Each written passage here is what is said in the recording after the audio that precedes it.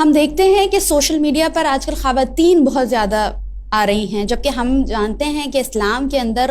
عورت کا معنی ہی پردہ ہے۔ تو ہم یہ دیکھ رہے ہوتے ہیں کہ جہاں اسلام نے عورت کی آواز کو بھی نامحرم تک جانے سے منع کر دیا گیا ہے، پابندی لگائی گئی ہے، اس پہ حجاب لازم کیا گیا ہے، اس پابندی کے ہوتے ہوئے ہم دیکھتے ہیں خواتین سوشل میڈیا پر آئی ہوئی ہیں اور کیمرے کے آگے بہت تیزی سے بات کر رہی ہیں۔ کیا علماء کرام کی تعداد میں کمی ہو گئی ہے، یا وہ اپنے فرائض صحیح طرح انجام نہیں دے پا رہے ہیں کہ اب خواتین بھی اٹھ کر آ جائیں اور سوشل میڈیا پر اتنی باتیں کریں اور ساری چیزیں عام کریں؟ آپ اس کو بظاہر عورت کس طرح سے سمجھتی ہیں؟ دیکھیں، سب سے پہلے تو ہمارے لیے سب سے بڑا عملی نمونہ تاریخ اسلام کی بلند ترین خواتین ہیں، اور اگر تاریخ اسلام کی 3 بلند ترین، پاکیزہ ترین، عفیف ترین، بہترین خواتین کا چناؤ کیا جائے نا، تو وہ ہستیاں اور وہ مستورات نکلتی ہیں جنہوں نے مردوں کے ہوتے ہوئے صحیح، سالم، قابل گفتگو ہونے کے باوجود بھی، یعنی کلام کرنے کا موقع ہونے کے باوجود بھی، ہم نے دیکھا کہ وہ خواتین وہاں پر ہمیں مختلف مواقع پر بات کرتی، گفتگو کرتی نظر آئی ہیں۔ سب سے پہلی خاتون کا نام ہے جناب خدیجہ طاہرہ طیبہ۔ رسول اسلام صلوات اللہ علیہ وآلہ وسلم کے ہوتے ہوئے بھی مکے والوں کو واعظ و نصیحت کرتی تھیں، لوگوں کو رسول مبین کے رستے کی جانب، ان کے دین کی جانب تبلیغ کرتی نظر آتی تھی۔ جب حضرت رسول اکرم صلوات اللہ علیہ وآلہ وسلم کو اعتراض نہیں ہے، نہ انہوں نے روکا، تو پھر کیا مسئلہ ہے؟ حضرت رسول خدا کے ہوتے ہوئے جناب خدیجہ کا کام ہوتا تھا کہ لوگوں کو حضور اکرم صلوات اللہ علیہ وآلہ وسلم کو جب وہ ایذا پہنچا رہے ہوتے تھے تو لوگوں کے ساتھ بڑے سخت طریقے سے کلام کرتی نظر آتی تھی۔ اس کے بعد اسلام کے آ جانے کے بعد دنیا کی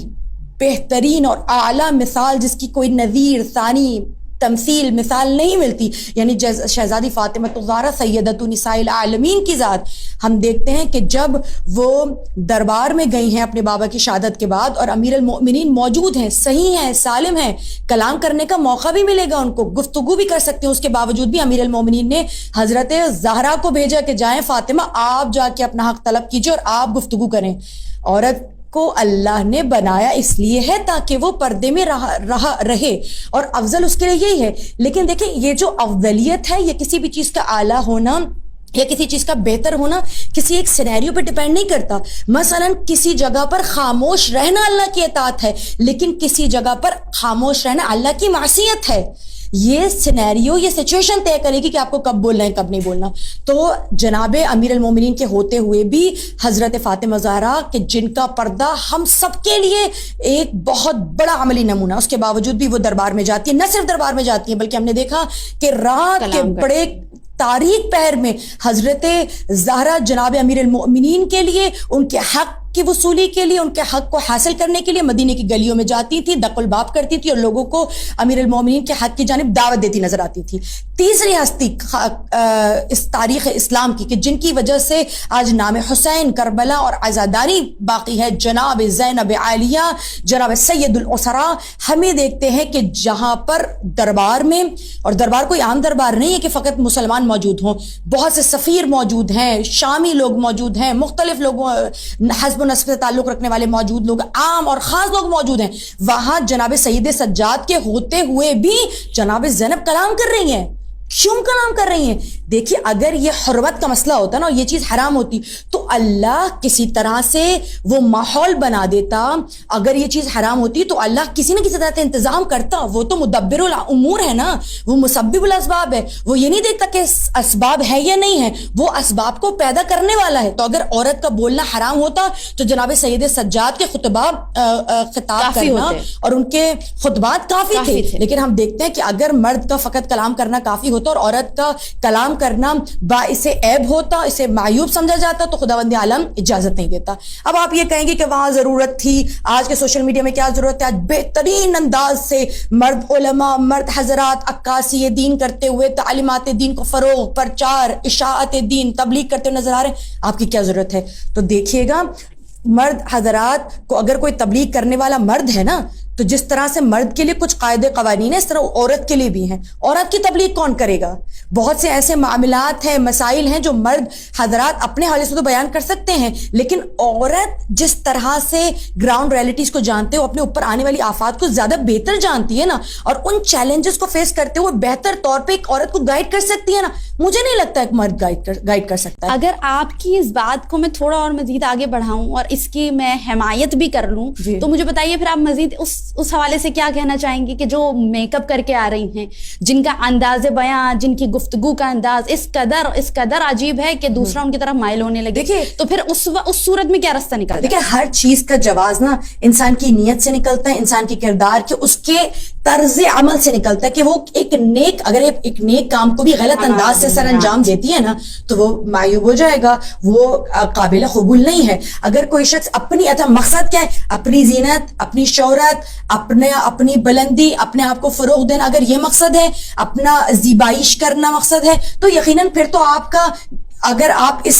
کیفیت کے ساتھ اگر آپ روزہ بھی رکھ رہے ہیں کہ میں ریاکاری کروں گی تو وہ روزہ بھی جائز ہے. واجب کام بھی ترک ہو جاتے ہیں, اللہ اسے قبول نہیں کرتا. اگر قابل اجر نہیں رہتے, قابل ثواب نہیں رہتے, اس میں ایک نقص قائم ہو جاتا ہے, نقص آ جاتا ہے اگر آپ اسے صحیح طریقے سے عمل نہیں کریں تو واجب بھی آپ کے منہ پہ مار دیے جائیں گے. دیکھیے مسئلہ یہ کہ آج یہ جو آپ سوشل میڈیا کہہ رہے ہیں کہ عورت کو سوشل میڈیا پہ آنے کی کیا ضرورت ہے. آج سوشل میڈیا ایک چھوٹا سا جزو زندگی نہیں رہ گیا, بلکہ ایک مستقل زندگی کا ایک ایسا حصہ ہے کہ جس سے آپ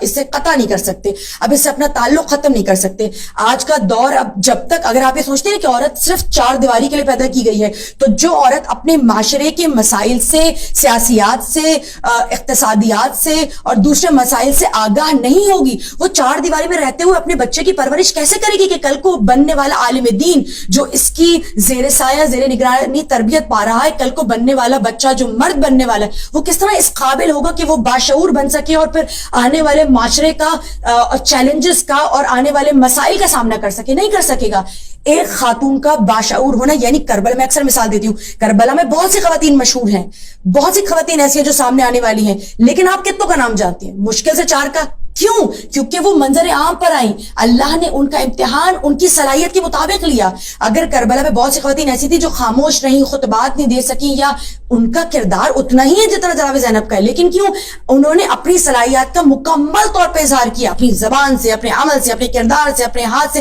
ہر طرح سے دین کی ترویج کرتی ہوئی نظر آئی. تو اسلام وانٹس میکسیمم فرام یو, جو جتنا عشق کے ساتھ سفر کرتا ہے نا, تو اب پھر امام کیا فرماتے ہیں کہ ہر شخص کو چاہیے صلاحیت ہے, ہاں اسے چاہیے وہ. تو دیکھیے سب سے